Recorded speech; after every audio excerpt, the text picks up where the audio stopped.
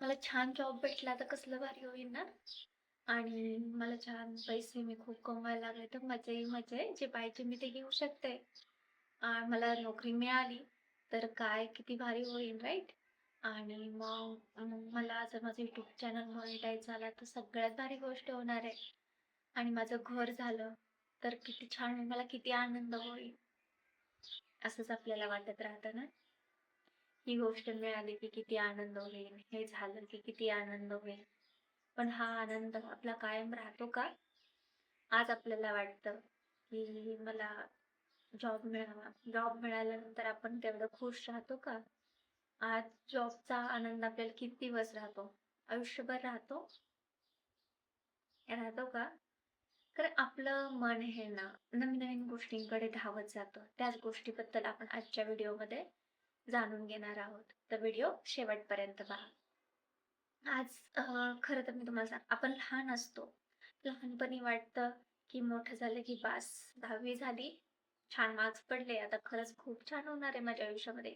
छान ॲडमिशन मिळणार आहे. मग कॉलेज येतं. कॉलेज झालं की वाटतं आता नोकरी. नोकरी झालं की संसार, घर. घर झालं की आहे लहान मुलांचं शिक्षण आणि याच गोष्टीमध्ये आपण गुरफटत जातो. हे झालं तर छान होईल, ते झालं तर मला आनंद होईल, असं झालं तर किती भारी होईल, मी खूप पैसे कमवले तर किती छान होईल, मला हव्या त्या गोष्टी घेता येतील आणि अजून खूप काही. आपण या गोष्टीमध्ये एवढे भरकटत जातो की आपण स्वतःला कुठेतरी विसरत जातो.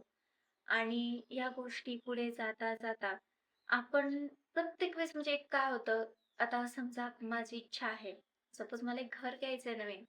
नवीन घर घेतलं, आनंद किती काळ राहतो? थोडे दिवस. जो आनंद आपल्याला ज्या क्षणी ती गोष्ट मिळेल त्या दिवशी त्या क्षणीचा आनंद, तो आपला त्या महिन्यानी तेवढा आनंद राहतो का? थोडा तरी कमी होतो ना?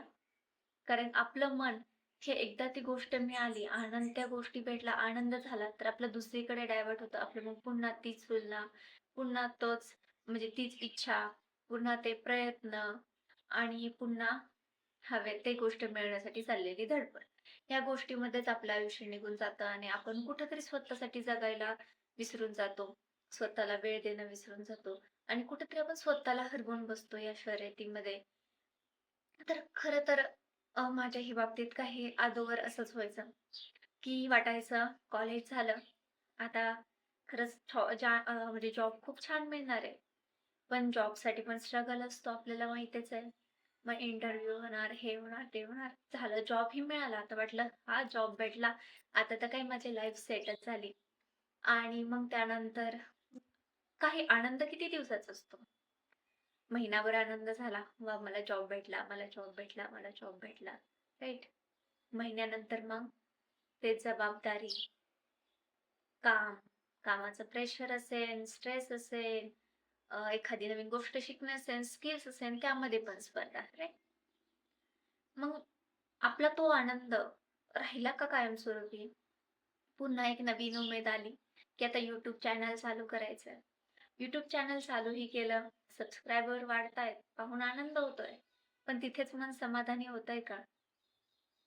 तर ह्या गोष्टी कुठेतरी माझ्या लक्षात आल्या आणि म्हटलं नाही बास झालं आता.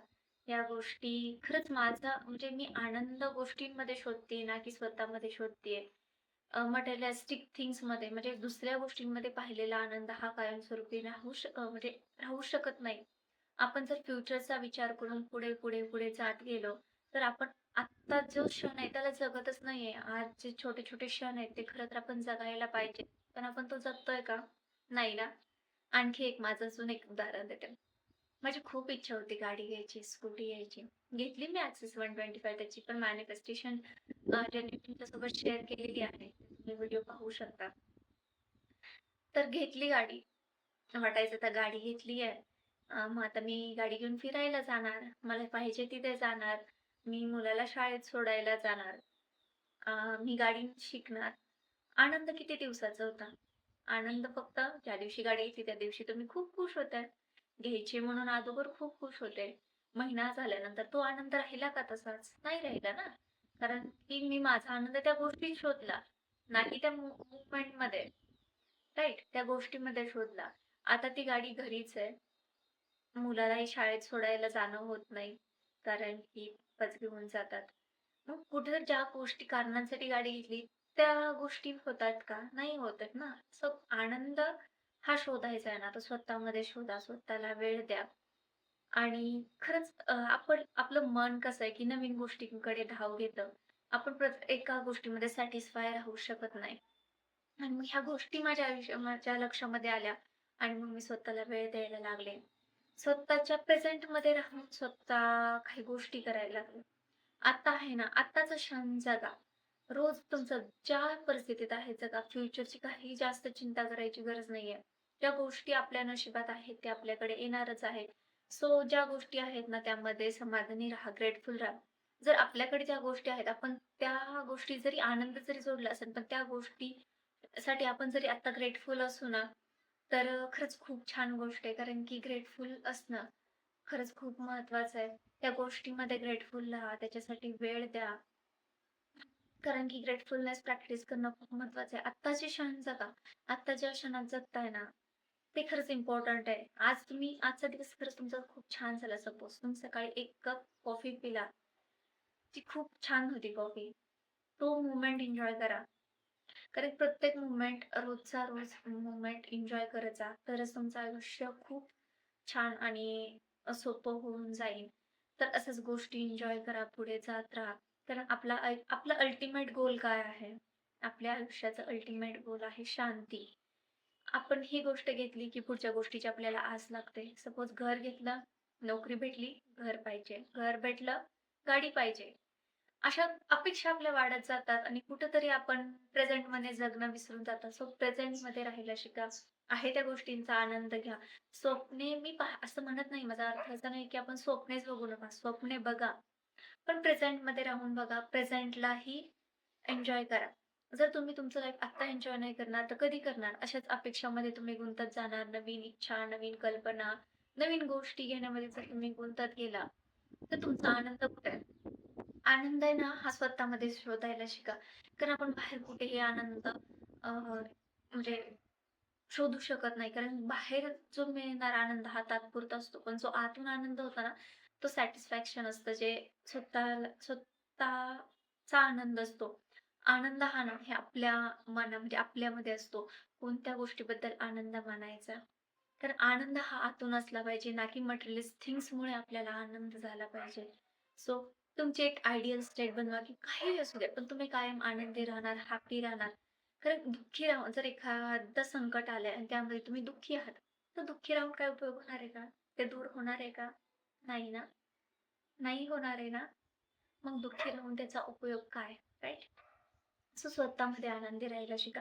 त्या परिस्थितीतही तुम्ही सोल्युशनवर काम करा ना, की प्रॉब्लेमवरती लक्ष देऊन तुमचं दुःख वाढणार आहे. पण जर तुम्ही सोल्युशनवर फोकस केला ना, तुम्ही आनंदी राहून त्यातून जर मार्ग काढत गेला, तर तुम्ही त्यातून प्रॉब्लेमवर कसा बाहेर पडणार ते तुम्हाला सुद्धा कळणार नाही. ठीक आहे. सो ह्या गोष्टी आयुष्यामध्ये होत राहतात. तसंच पुढे जात राहा आणि जे काय बोलतात, आनंद हा तात्पुरता गोष्टीमध्ये न शोधता आनंद हा आतून शोधा. ठीक आहे. आजचा व्हिडिओ जर आवडला असेल तर चॅनलवर नवीन असाल तर चॅनलला सबस्क्राईब करा, व्हिडिओला लाईक करा, तुमच्या फ्रेंड्ससोबत शेअर करा आणि कमेंट बॉक्समध्ये सांगा, की तुम्ही तुमचा आनंद कोणत्या गोष्टीमध्ये शोधणार आहात. अशी कोणती गोष्ट आहे, ज्या गोष्टीचा आनंद तुम्हाला खूप झाला होता, अशी गोष्ट कमेंट बॉक्समध्ये लिहा. पण त्या गोष्टीबद्दल खरं तर आता त्यावेळेस तुम्हाला खूप आनंद झाला, पण आता कुठेतरी त्या गोष्टीबद्दलचा आनंद कमी झालाय. ठीक आहे, अशी गोष्ट कमेंट बॉक्समध्ये लिहा आणि तुमचा आनंद प्रेझेंटमध्ये शोधत चला. ध्येय ठेवा, पुढे जात राहा. पण गोष्टी दुसऱ्या मिळवण्याच्या नादामध्ये स्वतःला विसरू नका. स्वतःला पुरेपूर वेळ द्या आणि ही जर्नी चालू ठेवा. भेटूया अशा नवीन छान व्हिडिओसोबत पुन्हा एकदा. तोपर्यंत थँक यू. बाय.